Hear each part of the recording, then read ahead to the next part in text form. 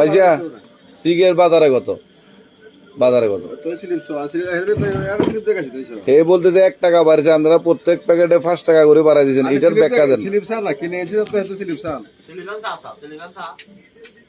ইনাদের জমা আছে 1000 টাকা কি 1000 টাকা নো 1000 টাকা কার্টন হইলে এক কার্টন সিগারেট 1000 টাকা, তো কত বেচো?